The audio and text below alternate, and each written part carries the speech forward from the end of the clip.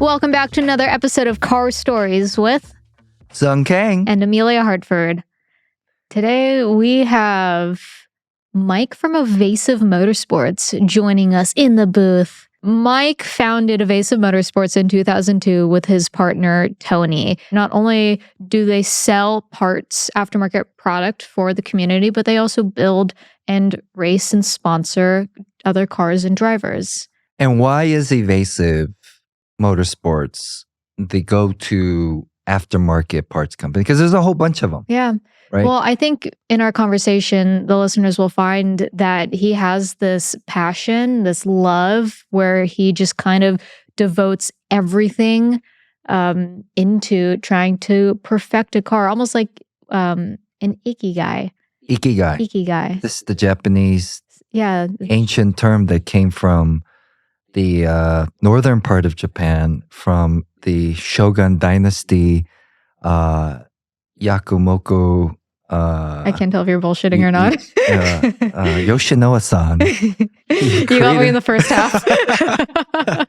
What does that mean, ikigai? Ikigai is essentially finding what your purpose on life is. And with the conversation with Mike from Evasive, it's that it wasn't money that motivated him. It was building cars. He's essentially dominated the market and very well respected for building tuner cars, specifically the Evo 9 and the S2K, and doesn't have any plans of slowing down anytime soon. I really wanted to sit down with Mike because I've always seen Evasive around the community. Yeah.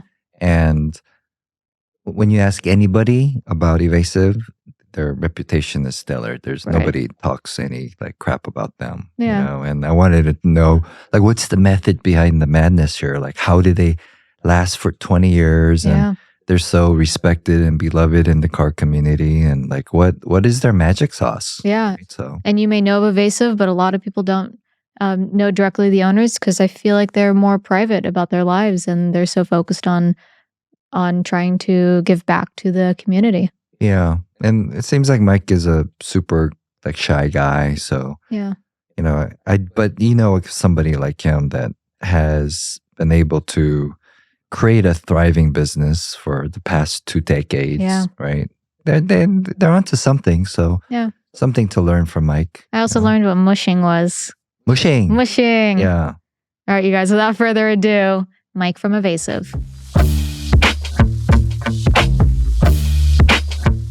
Hi, Mike. Hi. Hi, How's Mike. it going? Hi. Well, Mike, Emelia and I were talking this morning. We're like, so Mike's coming from Evasive. We know nothing about you. Oh, no. Which is pretty awesome that we get to start this podcast. Okay. So we did a quick Google search that Evasive sells. What do you guys sell? Pretty much everything. Yeah. Anything from lug nuts to body kits, wheels, tires, anything you want to tune up a car. Okay. Did it always start like that? It did. I mean, it started as something I did in college as a hobby. So we started selling lug nuts actually. Really? It was something easy to ship and it was in high demand. Lug nuts? Lug nuts, yeah, Wow. because a lot of times before, this is 20 years ago, people would buy wheels and they would run kind of janky looking lug nuts. So we started selling color and fancy lug nuts and people loved it. And we would sell at first, this is all out of my garage. Where's this garage? Where'd you grow up? This is when I went to Cal Poly, so it was West Covina area. Okay. So you grew up, you're Southern Cali boy? Yeah, Okay. yeah. Well, I was born in Taiwan actually, and I moved here when I was 10. But I went to school in LA and then went to Cal Poly. And then, back to the lug nuts. It was... You're in school slinging lug nuts? Exactly. Yeah. And we actually bought the URL King of Nuts. And then Nice. when you went to that URL, you went to Evasive MotorSports. So that's how it kind of got started. And we were selling 20, 30 packs of lug nuts a day. And then from there, we kind of expanded to what else we carry. Obviously, there's intakes and exhaust, all the other stuff. But like bigger items, obviously we can't warehouse it in my garage. So, you know, we were just doing drop ships, and then, you know, one thing leads to another, and then we.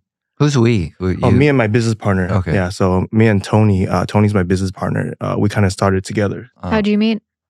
Through my wife, actually. Oh, yeah? So my wife and him, they were like high school friends. And then just, you know, when I was dating her, I met him, and then we're both super into cars. Like this is the era where like e-commerce was just barely getting started.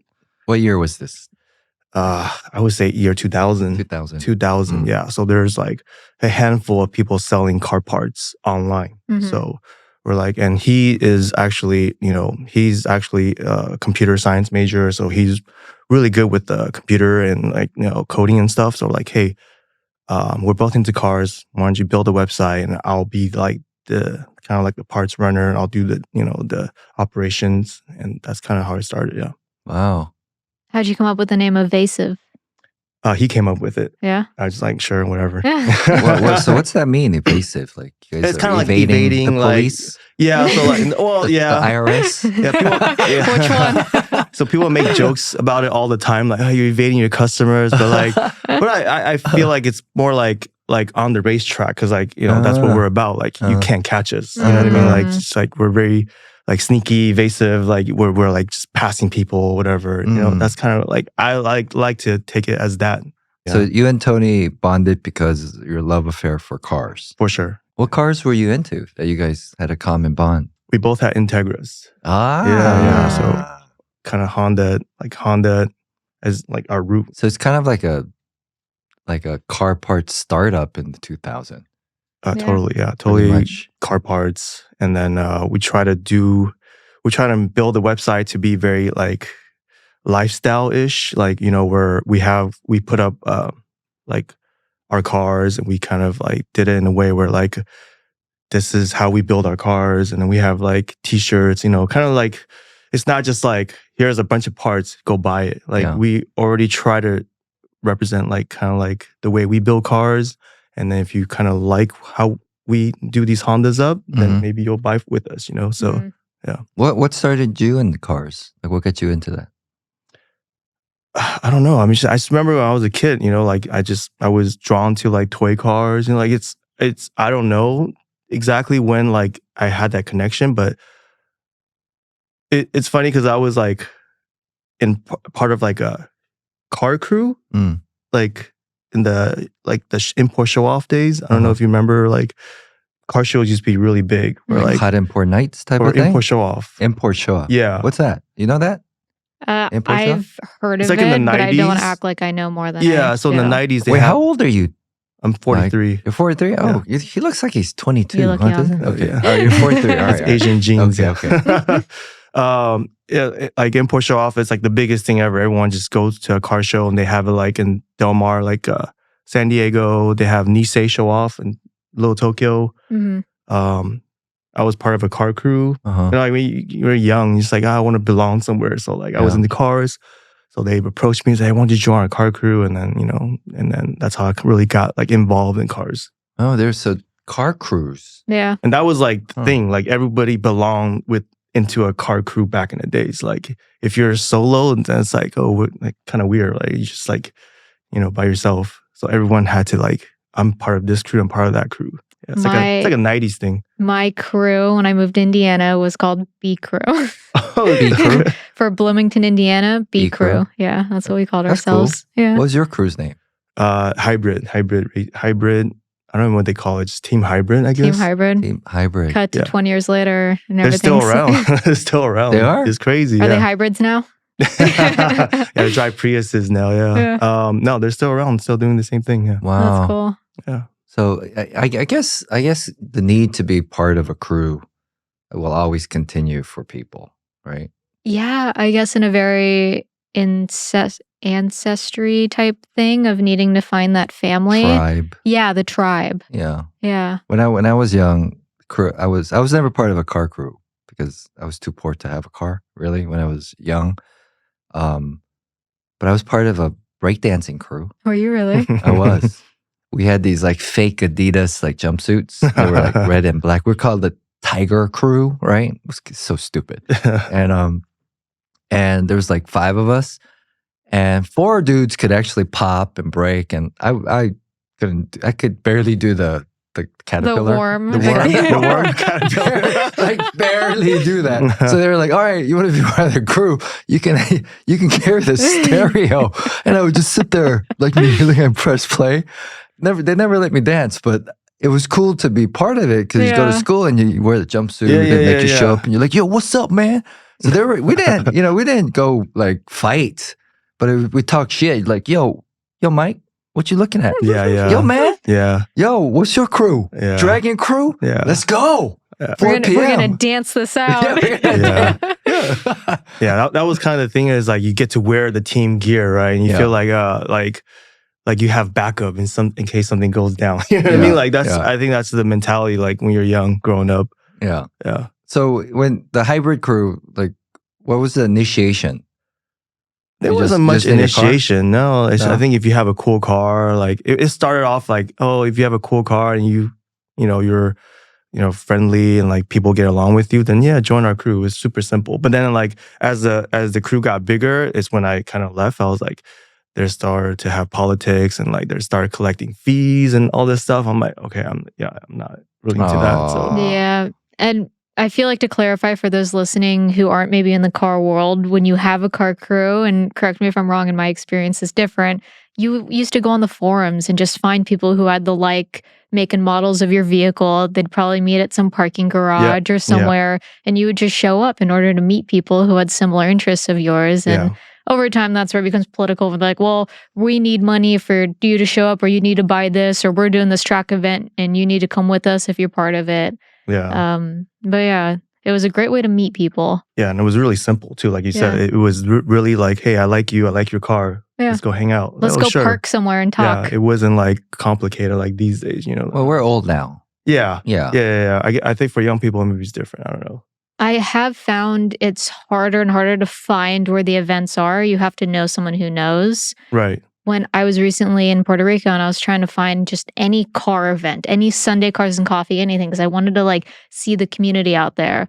But just Googling or going on Facebook and all that, it was near impossible to find. Yeah. I feel like people don't post about it as much anymore. It's kind of just word of mouth. Yeah. Or like they have their circle of friends that, the same people that come out. Yeah.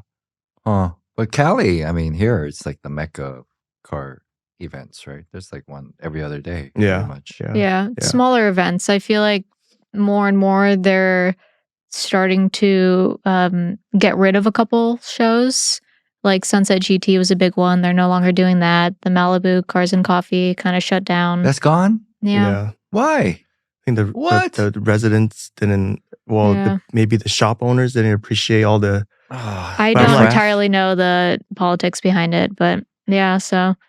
There was one in Woodland Hills, the Cars and Coffee in Woodland Hills. That's gone too, I think. Supercar Sunday? Is that the one? Yeah, there was, right? Yeah. Then there was one in Irvine. There's one in Westlake still that happens. OC still happens. That one's still around? In Westlake? Or in OC? OC? Yeah, OC. Yeah, that one's, I think once a month, maybe. Oh, it's not every weekend anymore? Yeah, I'm not sure. There's probably multiple OC ones. Yeah. The problem is there's a lot of police who show up who, even if you're not doing anything wrong, they want to ticket you or pull you over for having any modifications to your car. It's the takeover shit. I think it is too. A lot of problems. I think it is too, unfortunately. So you guys are big into supporting drivers. You race Pikes Peak, right? And you do a bunch of racing elements too, more so than just selling products. Yeah. When did that come about? Do you also build cars for people now? Yes, we build cars for people. We have a shop that's full service. Like there's a dyno, alignment rack, like fabrication. So like anything could be done in the shop. And as far as racing goes, it's probably started in 2006, I would say. Like I think when we started, one of my favorite things to do was watch like, Best Motoring or like these shows that come out of Japan of, how they basically their style of building cars and the thing that was big was time attack, which is, basically a car, like it's like qualifying to see who goes the fastest around this, whatever particular lap. In 06, we picked up our Evo. It's a Mitsubishi Evo. And then we turned that into like a time attack car. And that's kind of where it started.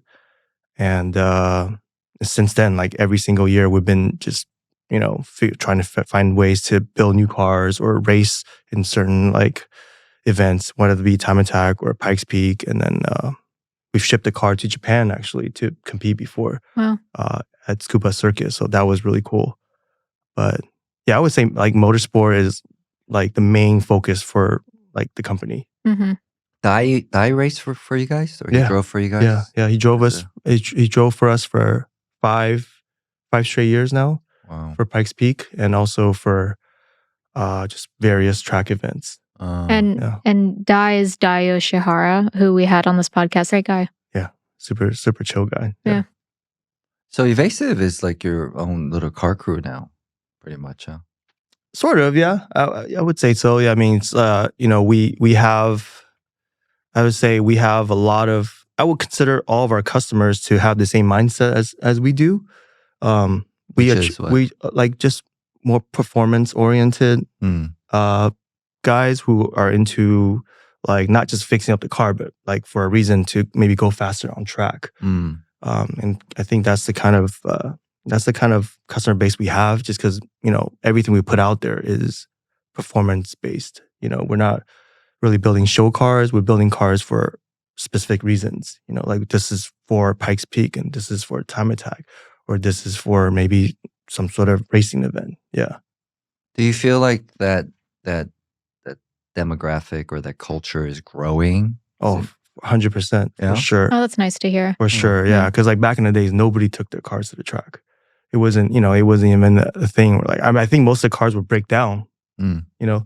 Like the way people tune cars back in the days was not good for the track. It would overheat. Like just things were not going to work. But these days, people actually buy, they shop for quality parts that actually work, and then a lot of it's based on our feedback too, So like if we build a car with certain type of wing splitter that generates a lot of downforce and they shave this a lot of time, we would tell the customers, hey, this works. You don't even have to go research. Just buy this part. You will go 2 seconds faster at this track. Wow. So that's kind of like our approach, yeah. Oh, so you and Tony actually like go to the track till you guys...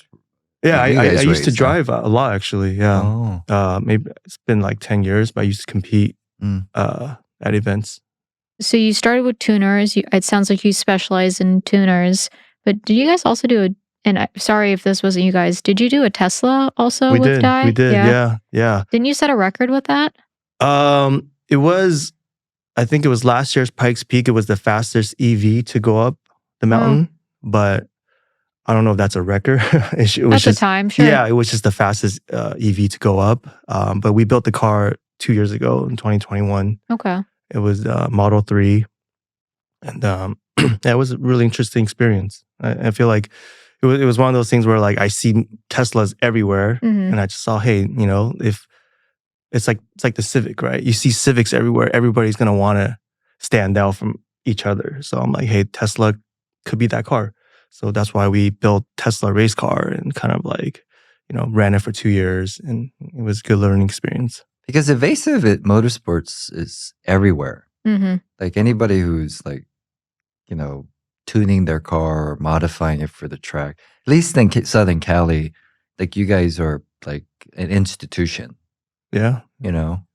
Like what do you think was the secret for you and Tony to be able to last this long? Because it's been, like you said, like almost like 20 years now. It's right? 22, going on 22 years now. Yeah. That's a long time. It's a long time. Yeah. Yeah. Sometimes I'm like, I spend more than half my life doing this. Yeah. I don't even realize, but wow, that's a trippy thought to have. It is. Yeah. It is. But I think the key is just like we find our passion, which is motorsports, and we just do that without really thinking about like the recipe works, right? I think to build cars that you really like inspire like people and inspire ourselves, like these track cars and whatnot, and just put it out there. And then the customers do tend to come. Like we attract the right customers, So, and we've just done that since day one. I feel like, we're not thinking about sales numbers. We're not thinking about, hey, let's do promotion every month. We're just thinking about what can we put out into this like world of like tuning cars that gives people value, and they see it and they're like, hey, I want my car to look like that. And I want to build my car to be like that. And they, the customers just follow us and just do the same things we do. And I think that's kind of like why we've been around for so long. When did you come from Taiwan? When I was 10. Have you been back lately? Just a couple of times in the past, like 20 years. So not really. I was just there for like months. Oh, yeah? Yeah. Yeah. It's pretty amazing city. Taiwan is awesome. Yeah. Yeah. Have you been there? I want to go. Yeah. I mean, the car, like community culture there is like deep. Like you'll go into, I remember this dude, like we were driving to like a cigar bar, right? And he goes, oh yeah, you want to go see some cars? And I was like, what are you talking about? He goes, yeah, my friend, he stores some cars and like at the bottom of this parking lot, right? And he goes, we'll stop by to say what's up before we go to the cigar bar. And there was like at least like 60 super rare European, Japanese. They had like probably like at least 30 sets of like old Recaros in there with all this fabric. That's cool. He had a wall full of like these rare Italian steering wheels, and I was like, that one's beautiful. And he goes, I have a couple of those, and he gives it to me. Right? He goes, it's a gift, right? And then the same dude, he has a shop and he was fixing his FD. He wanted to show me his FD, and he opened a little copy shop there. And he goes, yeah, there's a tenant that that rents out like one of the floors here. There was probably like, I don't know exactly, but at least $500 million worth of cars in there. Wow. 500 million. Wow. Right? Like he had everything in there. Like, and it's all just covered with plastic. Yeah, like every Ferrari, he had like every crazy. McLaren, right? And I'm like, what is this? Yeah. And and very low key. He drives like a minivan. This is daily, right? And you would never know this dude has like all these cars. Yeah. And I would have never guessed like all these cars are in Taiwan. Yeah. And it's something like people really underestimate Taiwan because a lot of like great parts are actually manufactured in Taiwan. Yeah. Right? Yeah. Like car parts. Yeah. Right? Especially electronics too. They're like super advanced in electronics in Taiwan. So that's right. Yeah. YouTube came from Taiwan. Yeah. And the food is great too. Oh, the food. I want to visit. Like I'm sold. I go there for the food. Oh, the food is spectacular. Everywhere you go, it's like 10 out of 10. Yeah. I'd say some of the best Japanese food I've ever had is in Taiwan. Really? Because it was like a commonwealth of Japan. So it feels there's bits of Taiwan. There's like a whole Japanese street where like all the restaurants are still Japanese and bars and stuff. And you go have sushi. It's like sushi masters there. And it's cheap. Yeah. Like for the listeners, you guys want a vacation, go to Taiwan. People are super sweet there, right? Yeah. It's really small too. It's only like 5 million people. That's the population. It's a pretty small island. Yeah. Yeah. Like real island culture. But cars people love their cars in Taiwan. So you were exposed to cars when you were there at a young age? Not in Taiwan, no. Yeah. Just more toy cars you gravitated towards? Yeah. Yeah. So when I moved to the States, yeah. And my older cousin had a Miata. And at that age, I was like, oh, it's the coolest car ever. So I was like, are you going to let me drive it one day, right? He's like, nope. So from that point on, I was like, I'll just get my own car one day. Kind of led to that, yeah. Did you finish and get a degree at Cal Poly? I did. Yeah? Yeah. What did you get your degree in? Marketing. Were your parents happy for you? Or were they like, why are you selling lug nuts on the internet?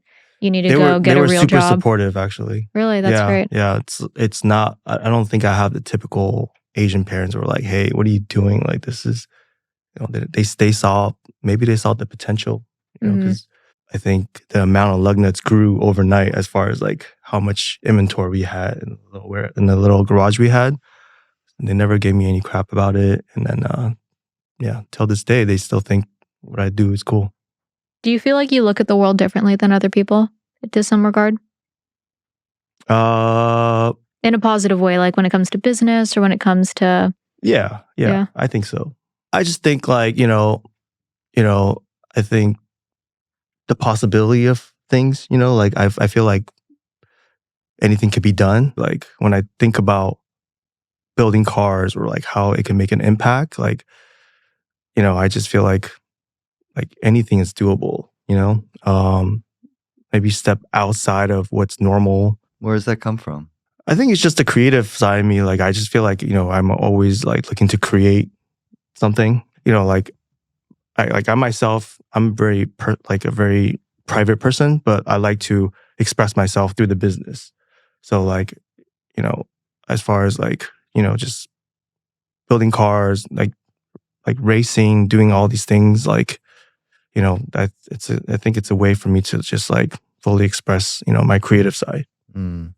So when you're looking at a project, you look at it more from a creative perspective, or do you start crunching numbers in your head of like performance gains? I think the creative first, but then obviously as a business owner, I have to think about like what does it make sense, right? Like if it brings any value, or, you know, like does it make sense for Dai to drive this car? You know, like what does he get out of it? You know, like these things obviously run through my head, but like I think the first thing I think about is like how can I just like build a car that will make people stop and look, you know, and be like, hey, this is something different. So is there one that you're most proud of in your career?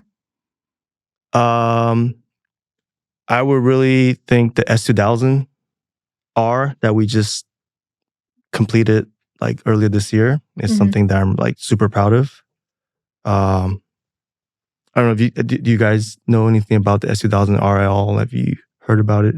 No. Tell us. This is the car you guys built? Yeah. So S2000R is like a concept that like we came up with maybe 3-4 years ago. Honda's, you know, Type R's has always been like the top model for any Honda models, like Integra Type R or Civic Type R. They never made one for the S2000, you know, for a good reason, probably because the car is so well sorted already. There's really no need for a Type R version. So the idea came to me as like, hey, why don't we take this S2000, put all the knowledge we've learned the past 20 years on this car into this car and build it for street use, not a race car, for something that we can sell, you know, as a finished car to, you know, the consumer. You would sell the car or the upgrades to make it an R? The actual car, yeah. So like the idea was to build a limited number of these cars, and people could just buy it turnkey. And they could have fun with it and drive it.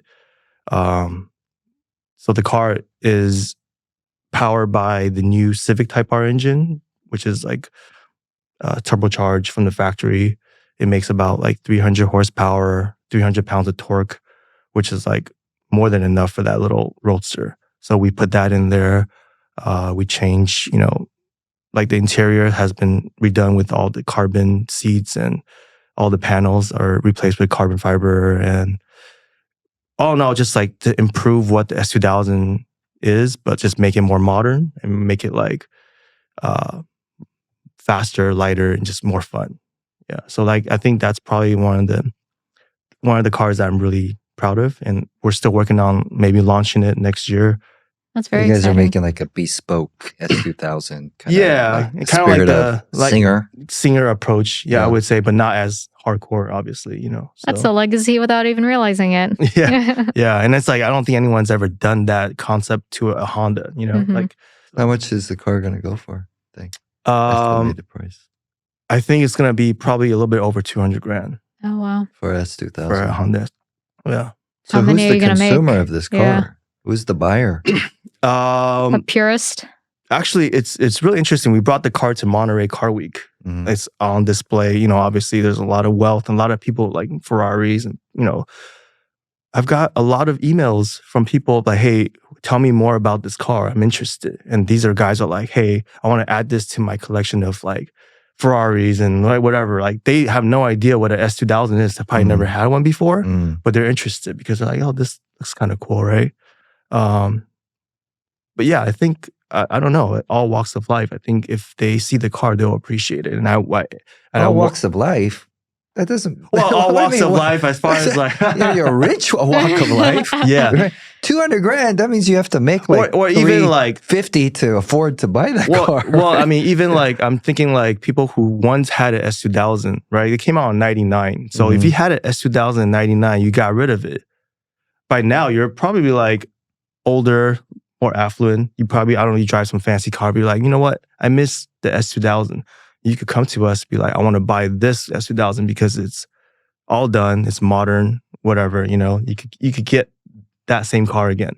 Well, there's the saying, build it and they will come. Yeah. So So yeah, I mean, there's so many versions of this type of R car, right? Like I was in Poland, I saw like a Quattro version. There's the 240Z version, and like my friends in Bradford, England, they do that. And I always ask the questions like, why do you guys dedicate like your life doing that, right? Because it's to me, it's like it's super cool, and I wish I had something like that, like a material thing where I could like focus and dedicate like all of myself, like all of my soul. Like these guys, they put 100% of their soul into these cars. And when you look at them from the outside, they look like just weirdos. They're like you sacrifice time with your family. Like you don't really make that much money off of these things, right? And you're in the garage all day, right? And you go, and for what? And then when you meet people like in Japan, like there's the otaku, I think that's the right people who focus on one thing, right? They nerd out on one thing, they geek out on one thing, they like become obsessive over. I know. Right? Sorry, I'll think of the saying of it, but I know what you're talking about. So, and then you actually you meet these people, and then you're like, what are they focusing on? Just like blue jeans, Ikugai. Ikugai? Ikugai. Have you heard of this? Yeah, Sorry. I think so. Yeah. Sorry, keep continuing what you're saying. And then, so I agree with you in that you build it, and then people will recognize the passion. Like, you know, when you put your like 100% of your soul into something, eventually there's people that need to feed off of that, right? And is that in a way? It seems like, you know, Mike, like these cars are like your version of like your art, or like your right. Like, yeah. And I like you said, we just put it out there, and then people will come. Like it's true, you know. Like, and it's satisfying to know that people actually appreciate what you do. You know, even if it's like a very small number of people, you know, it's still I still think it's really cool. Yeah, it's art. It's cool that you guys focused on one type of car. I didn't know that. I didn't know that was like your main thing. Yeah, for Evasive. And I mean, 20 years. That's like 20,000 hours of investing your life into this car. So I'm super excited to see what this S2000R turns into. Becomes, right? Yeah, and it's there's a cult following for the car. Oh yeah, I think that's how we're still in business, catering to one car. You know, so yeah, it's a beloved car for sure. Everybody loves that S2000. Do you think car culture in the States has surpassed Japan? There's an argument to that car culture in Japan is kind of disappearing compared to where it is I think a lot of it is due to the fact that like Japan, where I would say it's maybe 10, 20 years ahead of the US as far as like when they reach their peak in car tuning. You like a lot of the OG tuners are probably like 60-ish years old now. And then I feel like in the US, we're reaching our peak now. Like guys my age in the 40s, we're like continually trying to figure out ways to push the boundaries of like what tuning is, right? And I feel like in Japan, they don't have somebody that kind of filled in that gap afterwards. So like it peaked maybe about 15, 20 years ago, and then never really, you know, there wasn't a generation after that follow and be like, hey, let's go crazy with these cars, you know, like let's keep it going. You know what I mean? Well, Japan's thing was really form over function, right? And the US was very function over form. So in Japan, a lot of it was like, how beautiful can you make these cars? How fun can you have with them? How excessive can you go? And in the States is very much who cares what it looks like, just make it go fast. So it sounds like you brought that to the States at like that pivotal time of before the age of social media, if this is what I'm hearing, before people could really see what was going on overseas, to then bring that type of culture back to the States a little bit. Yeah. Well, I think in Japan, it was function and form at the same time. Like they had the fastest cars, yet they look like they could win any car show it goes to.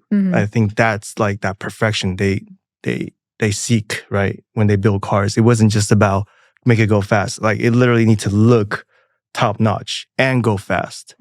Right. So yeah, and that was really what drove me to the way they build cars and their tuning culture. How about life lessons? If you were to talk to your younger self, what would you tell yourself? I think the number one thing is maybe just try everything, and just like if it doesn't work out, I think you have time on your side. I think the biggest thing is like I feel like when people are young and they make decisions, they feel like, oh, if I mess up, I'll never recover from this. It's like it doesn't, like getting older, it makes you realize like no, like if you are young, anything's possible. You know, I just feel like some certain risk I didn't really take. I should have. I wish I would have been more like open to like all kinds of crazy ideas, you know, when I was like just starting off the business. Like, even though I built it like kind of slowly into what it is now, I feel like, you know, if I just be more open-minded about things, it would have been better. What would you like people to know about like you and Evasive, and like, you know, when they listen to this, right? It's not like there's a lot of people that don't know anything about cars and actually don't give a shit about cars at all, because that's not what our podcast is, right? Right. You know, it's like, you know, like what would you want people to like walk away from, you know, this podcast? Because there's a reason why you're here, because you wanted to like talk to us, right? Yeah. So yeah, I think the number one thing I want people to know is like, you know, like there's like people who like myself, and I think my whole team, I could speak for them. Like we're all passionate people about what we do. I feel like a lot of times that's lost in this world where like people are just doing things for business reasons. You know, like I actually really care about like cars, and I care about like the thing that gets me going. Like we spoke about earlier, is like building these cars, these new ideas. Like it's a form of expression. Like I feel like a lot of times that's lost, right? So, you know, if anything to take away, it's like, you know, like us. Yes, we're running a business at the end of the day, but like we're true car people, you know, and we're passionate about what we do. And, you know, it really matters to us, like waking up and trying to do something that, you know, that feels rewarding. So, you know, and I think that's that's a good message for most people. It's like, if you find something you're passionate about, like there's an opportunity that comes up, like go for it, you know, like, and then just stick with it. With it. So ikigai is a reason for being. It's a Japanese concept referring to something that gives a person a sense of purpose, a reason for living. Ikigai? Ikigai? How come I've never heard this before? Ikigai. Yeah.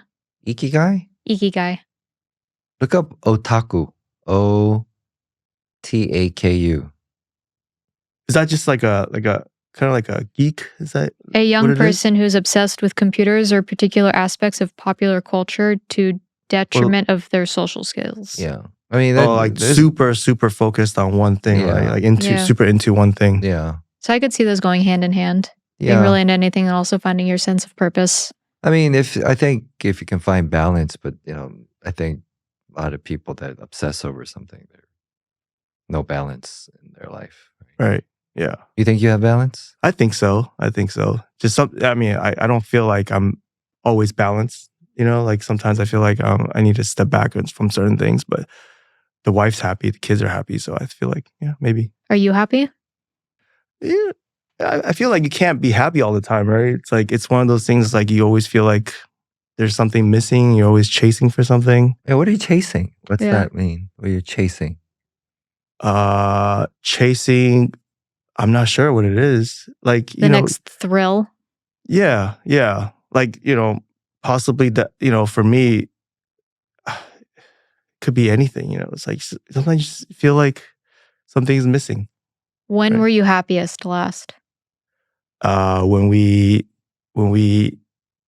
won Pikes Peak. Actually. Yeah, you're a thrill seeker. That's what it is. Yeah. So racing really like fulfills that missing piece, I guess. Yeah. So like when we do well at a race event, like we spray champagne on die and stuff. That's like those are the times I'm like that's the times I'm chasing like that feeling. Yeah, but you can't always live in that permanently because then you're gonna always try to find what's after that, right? Right, of course, yeah. I've known Dai for forever now too. Like we're super good friends. Yeah. How'd you guys meet? Through my wife. Oh wait, no, you met Tony through your wife too, right? Yeah. Wait, what does your wife do? She used to be more involved in cars. She was? Yeah, like she did some I would say like modeling for like clothing brands back in the days. Sounds like you owe your wife for a lot. Go buy her a nice bouquet of flowers on your drive home. The F1 trip was for her birthday, so I took her to F1. Oh, was it really? Yeah. Oh, that's sweet. Did she have a great time? She loved it, yeah. Oh, I love hearing that. She took me to my first F1 race, which is 07 for my birthday. So was that at COTA? Montreal. Okay. Yeah. How long you guys been married? 16 years. Since 07. Yeah, 16 years. What's the recipe for a happy marriage? What do you think? Why do you think you've been able to last this long? Well, we've had our shares of like ups and downs, but I think I don't know. Like, I think if you truly love somebody, like you will actually take the time and be like, "Hey, let's talk about our problems." Right? I think it's when you stop talking, that's just when it goes all downhill. Like, so I took myself out of I'm not a very talkative person, especially like to people around me, but I'm like, no, I need to step up and just be like, hey, this is what's the problem, what's bothering me, what's bothering you, let's talk about it. And then every time we have that serious talk, things get better. So I think communication is probably the number one thing, Yeah. I think people, when they don't say anything, it's like, how do I know what you want? You have to like express your needs to each other to make sure that, they're met, right? I heard someone say, never go to bed angry at your loved one. Always talk it out. Right. Yeah. Because eventually you just start resenting each other and it's never good. So. Yeah. So when you guys are like working on these cars, you're not at home a lot because you guys are working on the cars. Yeah. Right? Yeah. And she's cool with that? She's like... Totally. She has anything work related, she never questions. She knows it's for work, So, but these days I don't do the all-nighters too much anymore. So, yeah. I had a lot of problems with my wife anytime I would do like a project car. And I realized something lately is that, I've been very selfish with the car stuff, is that I never included her, and it's something that I think, like hanging out with you, Emelia, and then also like meeting couples, right? That do like motorsport together. They have a car project together. Like I all of a sudden, like it was like the lens was like cleared and I was like, what have I been doing? Like, no wonder, like I used to like point the finger at her and go, God, you give me like too much stress. Like, what's the big deal? Like, it's not like I'm going out drinking and like partying. I'm just like hanging out with the boys and like, we're working on a car for what? And I realized like, I was like, what is the problem with our relationship? Like, why are we becoming so distant, right? We even like stopped like sleeping in the same room for a while because I would get home at like 3:00 or something. And I could tell that she's just pissed off, right? And I woke up, it was like this clarity going, it was all me. It was this selfish thing of like, nah, cars are for the boys and like, I'm gonna hang out with the guys and this is like my time. And I created that problem. Yeah, and she loves you and just wants to spend time with you. So have you like invited her to more car stuff since? Well, I've been looking for like a hobby that we can share together. That's what I realized is that we don't have that thing that we do together. Like you guys, like I never took her to an F1 race. I was like, I'm gonna, hang out with my boys. Like I invite my like dude friends, right? Yeah. So it's gonna be like a guy's trip, and like now I listen to you, and I'm like, yo, what have I been doing? Like she would love to go to Vegas. She would love to go to F1, because that's really posh, like really dope stuff, right? Mhm. You know, and you don't have to be out in the track and with all the noise. You can hang out and eat nice food and stuff.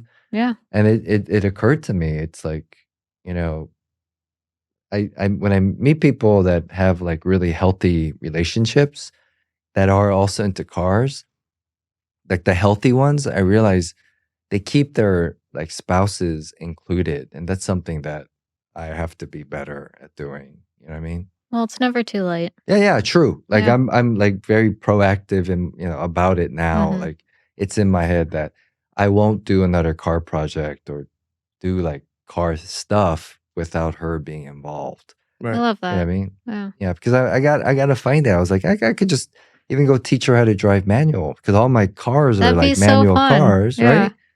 And then maybe But they also say never have your loved one teach you how to drive stick because why? because it can turn into a big argument. But it's a good memory, It is, yeah. right? I mean, you gotta Just have have the ups and downs, lots of right? patience as just an educator, period, because it's a very common thing when you drive stick that it's the person learning, it's overwhelming because it's a lot to intake at once. Yeah, But yeah. But it's one of those things. I think, like we'll never forget that, right? That yeah. teaching her in Experience, that car, yeah. right? For sure. Yeah, and it really like it as of late, maybe because I'm getting older too. I'm like, what was I thinking? Like, why was I so selfish about that?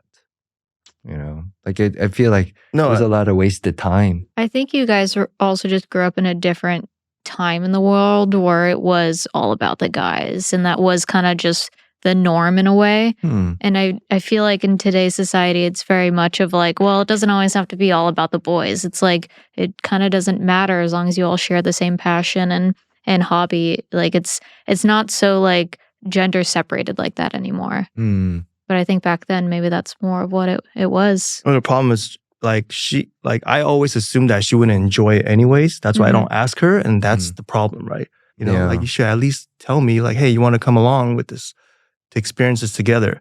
If she doesn't want to or she's not into it, she'll tell me. But at least I asked first, right? So I think that was a big thing recently that really helped our relationship. See, so there is similarities there. Yes, I mean this.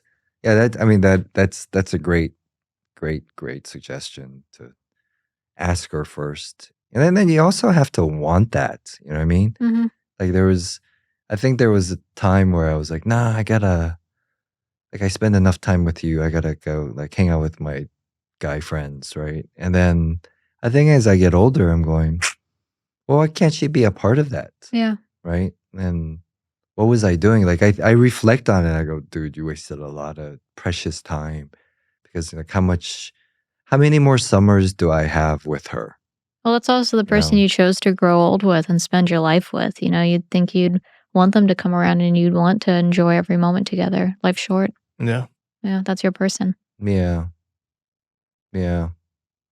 I think I needed it to get out of my system too. Yeah. You know what I mean, there was like, because it was this idea I had in my head. It's like, I'm gonna hang out with my friends. And we're gonna like make cool shit and then be cool. And then after you're like, we're not that cool. It's okay. It's not that cool shit either. Nobody gives a shit at the end of the day. And then your wife is pissed off, right? Yeah. Right? Yeah. Ultimately, that's what really matters, right? Yeah. Well, I'm glad we talked about that. And thanks for your insight, Emelia. That maybe we do come from a different generation where, it was like very singular in terms of the car stuff is for dudes. Yeah. Not so much anymore. Right? Yeah, I don't think so. Yeah. I mean, another thing is like my wife, she's recently got into a hobby of her own, which is mushing. Like she mushes. So we have 3 dogs, right? What's mushing? Mushing the dogs pull a sled. Oh, really? What? Right, so we have huskies. What? Wait, where does she do this? So they do mushing on land with like a scooter, and the dogs will pull you. But we also go to Mammoth, and she does it on Oh my snow, God, like that's like so the cool. sled dog things, right? So she picked up that hobby maybe a couple years ago after we got our first husky. And I was like, oh, this is cars for you. This is your hobby, right? Yeah. So like husky power. Yeah. So we found something in common where she is really into it. And then I put myself to participate with her. And that really helped out as far as like connecting with her. You know, it's probably the greatest thing ever. I can see you getting all like aerodynamic with the sleds now and the diets of the dogs. Oh, yeah. It's like a whole science to it. Yeah. So it's literally like what I do, but for like a different, different type of sport. You know, you make a Type R version. Mushing sled. Husky Type R, yeah. Carbon fiber sled and stuff. That's cool. Yeah. I didn't know you could do that here. Yeah. You could. Yeah. What a great hobby she found. Yeah. And it keeps her active too, right? Because for a while, she's like, obviously she's busy with kids and stuff, but like now she gets out of the house. She's like walking, running the dogs and doing all this stuff. I'm like, you keep doing that. That's awesome. Like you found something you love, And then I was like, how can I be part of that? So like I started joining her with her thing. So yeah, my wife she likes golf and she's been trying to get me to go play golf. I hate golf. Like I'll golf with her. I hate it with a passion. So I gotta figure out a way to like enjoy it. Yeah. Think of it more as like a meditation than anything. You get out, open fresh air. I try. The problem is that I've yet to get over because I'm hyper competitive when it comes to sports. Golf is the worst sport. Then, yeah. And I've been kicked off golf course for like throwing my clubs, right? Like. Because you can't do that. I could see the news article. Sung Kang kicked off golf course. Because I'm mad at myself. Like, golf is like a solo sport. It's not like I'm pissed off at the person playing with me. Go on your whole ball. yeah. But like, I get so angry at myself, and I'm like, can I just enjoy the sport, or just enjoy it? Maybe it's like changing the perspective, enjoying the time with her. Yeah. Right. But I know. Because I get obsessive over things. That's why I don't have hobbies. Like if I do something, I go down this rabbit hole and I just stick with it, right? And I do need to like change that about myself, right? But the golf thing, man. I'm not great at golf. If it goes off, I might kick it or throw it like on golf? the green. I like it. I like driving the golf cart. Yeah, I could do that. But she wants to walk it. She wants to walk it. No, I can do that. She wants to exercise too, right? And she actually loves even like dressing up. She likes the formality of it. Yeah. Which I'm like, no, I just want to wear like sweats and but I do need to make an effort. I got to figure that out. Of how can I calm myself down and just enjoy golf without throwing the clubs into the water. But anyway, that was awesome. Yeah, thank you so much. Thank you guys. Yeah, thank you.